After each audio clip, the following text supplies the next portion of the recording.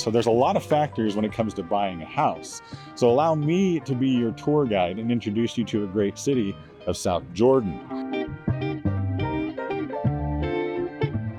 I get asked a question consistently about places to live. How are the schools?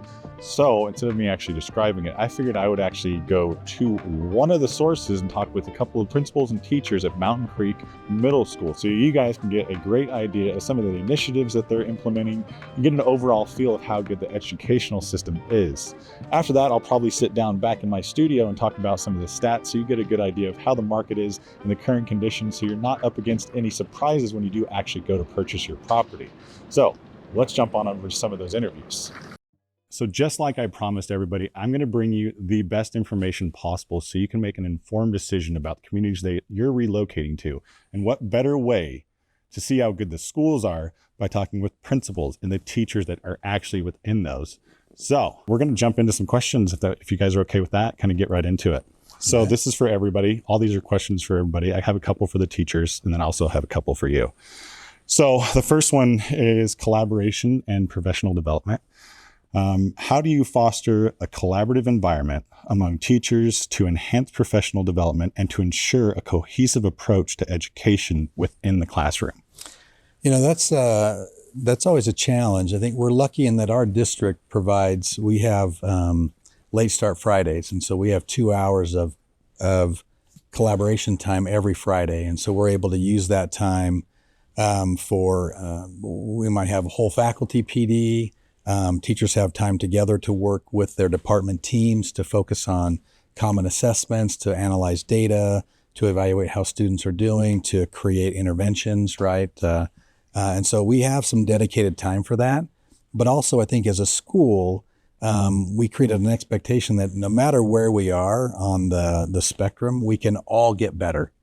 And so we have 3 coaches that are a part of our staff, and they teach, but they also provide coaching opportunities, whether it be technology, classroom management, student engagement practices. And so we kind of have an expectation that everybody participate in coaching cycles and that we all grow together, right? And that's how we become better. And you said coaching cycles for like the teachers and all that. And so how do you guys feel like, those help you as far as, making sure all this is good for you? I have found the coaching cycles really helpful here. Some of the things that we've done, like last year, we did one with the coaches on increasing student engagement. And so we got together as a whole language arts team and we all brainstormed different ideas that we could just get students more engaged and interested in our lessons. And then we got to go out and watch, like the coaches will come in and cover a class period for you, and you can go out and watch how other teachers are implementing these same activities in their classes. And I think at Mountain Creek, we have such an open environment where people are like, yeah, come in and watch me teach, get good ideas, and everybody's so willing to share. And I feel like the coaching cycles have really helped us put new activities in, put fun activities in, but also put activities that really are like worthwhile for the students and help them like pay more attention in class or help us figure out what best practices are for the students. And we're all working together to figure out what those are as a team. And yeah, they're really great. And it's always nice to have somebody to help you guide through that, so to watch somebody and you can, perfect your class. And I came in as earning my license as I'm teaching, and the coachings have taught me a lot. I've observed different teachers, and I feel like I've learned a lot just from within the school, and through the coaching program and watching other teachers teach. Fantastic. It sounds like you definitely are taking that. It's actually a great segue into the next question here. So the student-centric approach, which clearly that's kind of what you guys are putting forward here. In what ways do you prioritize student-centered learning in your roles? Can you share a specific example of a strategy or initiative you've implemented to ensure the diverse needs of middle school students are met? I think that's tricky because it's unique for every student, right? And so, all of our teachers will tell you that as they teach something that they're going to teach using a lot of different modalities. They're going to teach to try to involve kids at different levels. We do a lot of student-directed stuff, but we also we focus on standards referenced or standards-based grading. And so students are graded on a 4, 3, 2, or 1. And our goal is to get all the kids to a 4, right? Okay. A 3 is, hey, I've met the standard, right? I'm at a level of mastery, but we really love them to exceed that. And so if kids don't get a 1 or don't get a 3 or a 4, then we bring them back in, we reteach, we retest. So the goal is that no matter where you are, everybody needs to come in. Let's try to do better. Let's redo. Let's learn what we missed so we can fill in those gaps, because we want everybody at a high level of mastery when they leave, when they're done. Of course, yeah. Setting up for success. I think we have a few, I mean, this is a slightly different approach, I guess, but we have a few activities or things, assessments that we do that really require the students to do a lot of work on their own. They work in groups, but they learn from each other. We do mock trial, and they have to get together and put together evidence on their own and debate each other. And kind of Socratic learning method too. We actually do a Socratic seminar at the end as well.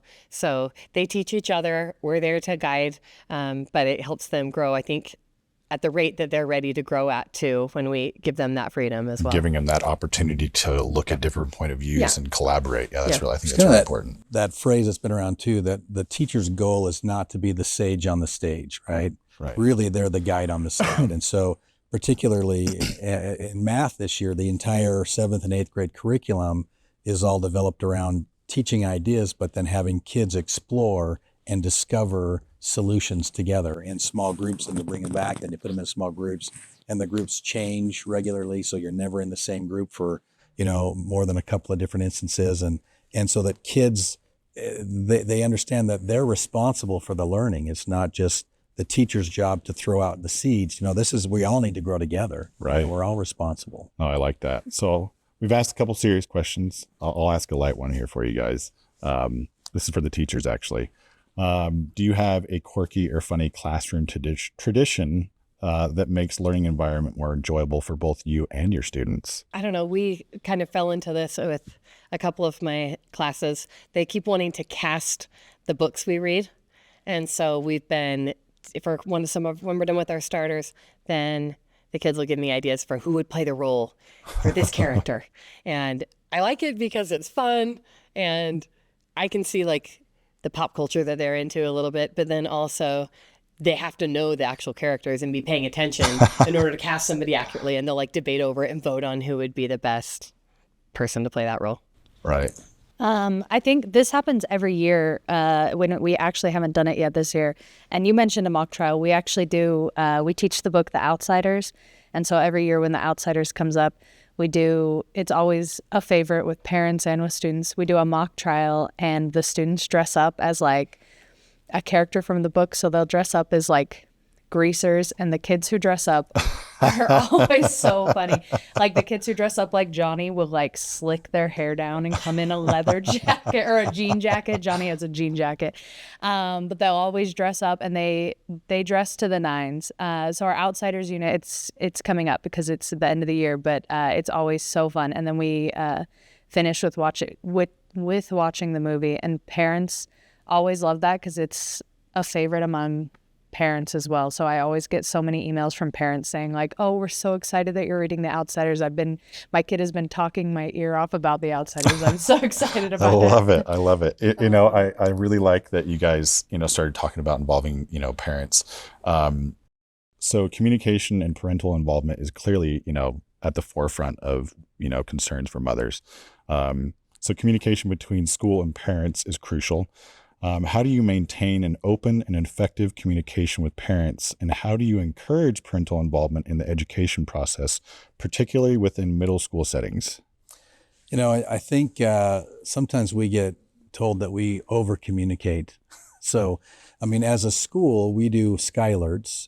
Traditionally, once a week, a phone call will go out. This is what's happening this week in the school, some things to be aware of. It usually goes out a phone call, a text message, and an email. After the main one, then sometimes if something big is coming up and we need a reminder, we'll just send the email or the text. But so we use that a lot. And then Skyward, which is our student information system, teachers can post things that post it on a calendar for the parents and the kids to see. And then it'll also shoot out an email reminder. Nice. And then we use Canvas. And so a lot of our assignments are done and graded in Canvas, and then they translate over to the other grade book. And so parents can access Canvas on their own as well and see what's going on and try to, follow up with the kids and see what their assignments are. And I know on a more personal level, I have like my seating charts from the beginning of the year, and I'll print those out and have them in a separate binder, and I'll try and like do a tally mark each time I've communicated with their family, whether it's something good or bad, but just so they know, hey, I'm here, I'm interacting with your kid, here's some of the experiences I've had. And sometimes I'll just try and send an email home and be like, your kid was great today, did this awesome thing. Nice. Or sometimes I'll email home and be like, they wouldn't stay off their phone, maybe talk to them, but try and keep those communication lines open. And I try and track it so I can see who am I giving attention to and am I acknowledging everybody. I think one really cool thing that the coaches came up with is we have down in the main office a postcard for every single student in the entire school, 7th, 8th, and 9th, and they're separated by grade. And they send out reminder emails saying like, hey, make sure you are going to take a postcard, and we're encouraged to write, 1 to 2 every week. So by the end of the school year, every student should have received like a positive postcard from one of their teachers just saying like something nice about them. Yeah. And I know a lot of the kids have said like, oh, I got this nice letter from my science teacher. And so I feel like that's really made a difference in just making the kids feel really at home here. Nice. All right, principal, I got one for you. Okay. Middle school flashbacks. All right. So if Greg Brady afro. All right, ready? So we're talking some serious. If you could go back in time and attend middle school as a student again, what piece of advice would you give your younger self? I would say to have as much fun, to stay serious about grades, right? Because they matter, but to have fun and to not stress out about stuff, that it all works out, right? I think everything seems like it's so monumental when you're 13, 14, 15, but it's not so bad. It works out. You just keep plugging away and enjoy it. Yeah. I think the more kids get involved too, the more fun school becomes. Right. And so you find kids who like the things that you like and find ways to get involved, and you'll have a lot better experience. If you find something you'll love, you'll never work a day in your life. That's right. Here you go. All right. So I got a couple more questions. We'll do this last question here. Student well-being, with the current environment that we're in, obviously, parents want to know that their kids are taken care of. To ensure the well-being of students is, paramount. How do you address the social environment needs of middle school students, and what support systems or programs do you believe are essential for promoting a positive school environment? Cal, I think, honestly, that's been on the forefront of every district in Utah, but here they've really addressed it, I think, directly. We have a large counseling team, so we have 4 counselors, we have a full-time psychologist, and then now we have a full-time therapist who's just here at our school that works with kids. And so we meet every week and we talk, or twice a month, and we talk about all the kids who are struggling, but they're meeting with kids, they're interacting with parents. We get a lot of information from the Safe UT program as well, kids that might be struggling, that their friends are saying, hey, I'm worried about my friend. And so there's a huge support there that tries to tackle a lot of things. But then I think our teachers really provide a lot of support in the classroom, and so that they're pretty in tune with how kids are doing. And we get a lot of feedback from them. And you guys can probably talk more about, we don't have a formal social emotional learning program here so much as we're trying to teach a lot of those ideas just in everything that we're doing. So you're giving the kids also an outlet to talk and, be like, hey, I'm worried about such and such in a safe environment. Okay. Yeah. And then we have a teacher advisory period that's 4 times a week, 30 minutes. And that's when kids do a lot of their intervention. They go back and retest or whatever, but it's also a chance for them to build connections with teachers. So they have another adult role model that they can talk to and interact with. And I don't know how well it works, but I think their friends are so important at this age, and they always want to pick their seats, but they're always going to pick to sit by the one person that they know and then not talk to anybody else. And I love to mix up their seats and try and put them with people that I feel like they could click with, but maybe people they don't know. And we do group work briefly most days. I mean, even if it's just for a 5 or 10 minute discussion, and just forcing them to talk to other people. I'm always telling them, like, say hi to each other. Do you know each other's names? Like, I think that would make all the difference in the world if they were just friends with each other and reached out to each other. So I try and encourage that in my class. I don't know how well it works. And I feel like something that our school does really well, and a lot of the other teachers that I've met at like district trainings, I feel like the teachers that I've met really care about their students, and we try really hard to get to know them on an individual level. And so, I try and know at least, 1 to 2 things. I have 150 students, but I try and know at least 1 to 2 things about them personally that like we can talk about, that I can be like, hey, how was your football game this week? Or like, I know you were really excited about your dance competition that was coming up. How did that go? And I feel like just having those small seeds of connection that you can build with kids really goes a long way in making them feel safe and comfortable in your classroom. This was really informative. I personally learned a lot. I think you guys are a great group. Clearly they have your kids, well-being at the forefront. Really intelligent people. They got great programs that are going to ensure that your kids are getting a great education, that they're getting further in life. And I think Jordan District and this school in general is absolutely amazing. So thank you for your time. Well, thank you. Everybody. I It's good to greatly meet you. appreciate it. It was an absolute pleasure speaking with all you guys. All right. Hopefully you enjoyed that interview with the teacher and that principal. That was super fun for me. Hopefully you guys learned a lot, because I sure did. It's always a joy to sit down with great people within the community, especially school leaders, and learn exactly what's going on in those. Like I mentioned before in the beginning of this video, I was actually going to give you a little bit of insight as to what the current market situation is for South Jordan. That way you know a pretty good idea of what to expect when you're purchasing a home. So let's jump on into it. So South Jordan itself is one of the more expensive markets. Its median price is right in that. I believe as of the beginning of last year, the median house sold was $560,000. So it's considerably higher than the rest of the state. This range kind of falls for South Jordan in that $500,000 to $700,000 range. Market availability of homes is really, really important. So we're going to go on this macro level. So there's about 209 homes, and this is townhomes, single family homes, and condos. We're about 73% of the average at the time of recording this, which is about 209 homes. There was a little bit of bump, or just a small bump of new homes available by about 50%, but it's still down year over year by about 19%. Actually, I believe from last month, it's been down about 19%. Days on market is a little bit higher than the state average, and I believe that's because of the more expensive and higher price point, and there's not exactly a lot of homes available.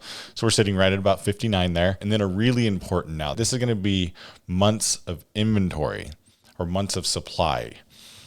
Right now, on the average for all the price points for South Jordan, it's at 3.8. What does this mean?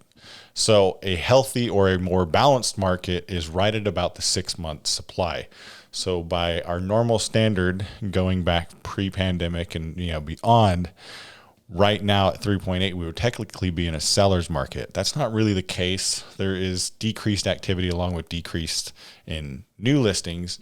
So we're still seeing a lot of deals that are being made out of there. That's really all the things that I want to touch on too. I don't want to get too deep into it. It can get a little dry. But if you do have some questions, want to learn more about the market and what's going on in South Jordan, I would love to have a conversation with you. I absolutely enjoy it when people call me and ask me about these questions, because it tells me that my videos are getting to the right people. Well, that's all that I have right now for this week. You'll want to stay tuned for the next video that drops, because I'll be talking with the mayor. I'm excited about that conversation. I'm also going to, dive a little bit deeper in the community, do more tours, give you a better idea of exactly what South Jordan has to offer. And up next, my houses of the week.